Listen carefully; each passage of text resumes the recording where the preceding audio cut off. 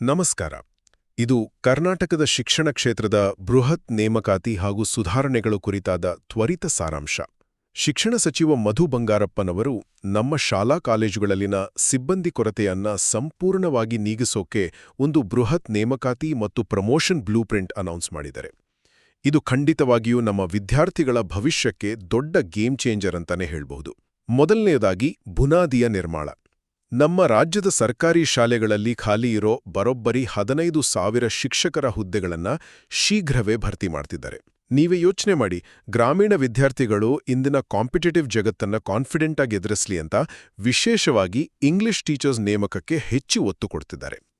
ಅಂದ್ರೆ ಇದು ಸುಮ್ಮನೆ ಖಾಲಿ ಹುದ್ದೆ ತುಂಬೋ ಪ್ರಕ್ರಿಯೆ ಅಲ್ಲ, ಮಕ್ಕಳ ಭವಿಷ್ಯಕ್ಕೆ ಒಂದು ಭದ್ರ ಬುನಾದಿ ಹಾಕೋ ಕೆಲಸ. ಎರಡನೇದಾಗಿ ಆಡಳಿತದ ಚುಕ್ಕಾಣಿ. ವಿದ್ಯಾರ್ಥಿಗಳ ಸಮಸ್ಯೆಗಳಿಗೆ ತಕ್ಷಣ ಸ್ಪಂದಿಸೋಕೆ ಪ್ರಿನ್ಸಿಪಲ್ಸ್ ಬಹಳ ಮುಖ್ಯ. ಅದಕ್ಕೆ ಈಗ ಖಾಲಿ ಇರೋ ಹಾಗೂ ಮುಂದಿನ 6 ತಿಂಗಳಲ್ಲಿ ರಿಟೈರ್ ಆಗೋ ಪ್ರಿನ್ಸಿಪಲ್ಸ್ ಹುದ್ದೆಗಳಿಗೂ ಕೂಡ ಪ್ರಮೋಷನ್ ಕೊಡೋಕೆ ಸರ್ಕಾರ ನಿರ್ಧಾರ ಮಾಡಿದೆ. ಕೊನೆಯದಾಗಿ ಇಡೀ ಶೈಕ್ಷಣಿಕ ಪರಿಸರದ ಉನ್ನತೀಕರಣ. ಕಾಲೇಜ್ ಲೆಕ್ಚರರ್ಸ್ಗಳ ಸೀನಿಯಾರಿಟಿ ಲಿಸ್ಟ್ ಬಿಡುಗಡೆ ಮಾಡಿದ್ದು ಅವರಿಗೂ ಬೇಗನೆ ಪ್ರಮೋಷನ್ ಸಿಗಲಿದೆ. ಇದರ ಜೊತೆಗೆ ನಮ್ಮ ಪಬ್ಲಿಕ್ ಲೈಬ್ರರಿಗಳ ನಿರ್ವಹಣೆ ಹಾಗೂ ಶುಚಿತ್ವಕ್ಕೂ ಕಟ್ಟುನಿಟ್ಟಿನ ಕ್ರಮ ಕೈಗೊಳ್ತಿದ್ದಾರೆ. ನೋಡಿ, ಶಿಕ್ಷಣ ಅಂದ್ರೆ ಬರೀ ತರಗತಿಯ 4 ಗೋಡೆಗಳಲ್ಲ, ಲೈಬ್ರರಿಯಂತಹ ಇಡೀ ಎಕೋಸಿಸ್ಟಮ್ ಅನ್ನೇ ಸರ್ಕಾರ ಅಪ್ಗ್ರೇಡ್ ಮಾಡ್ತಿರೋದು ನಿಜಕ್ಕೂ ಒಂದು ಇಂಟ್ರೆಸ್ಟಿಂಗ್ ವಿಚಾರ. ಒಟ್ಟಾರೆಯಾಗಿ ಹೇಳೋದಾದ್ರೆ, ಈ ಸುಧಾರಣೆಗಳಿಂದ ಇನ್ಮುಂದೆ ನಮ್ಮ ವಿದ್ಯಾರ್ಥಿಗಳು ಸ್ಕೂಲಲ್ಲಿ ಟೀಚರ್ಸ್ ಇಲ್ಲ ಅನ್ನೋ ಚಿಂತೆ ಬಿಟ್ಟು ಆರಾಮಾಗಿ ತಮ್ಮ ಓದಿನ ಕಡೆ ಮಾತ್ರ ಫೋಕಸ್ ಮಾಡ್ಬೋದು.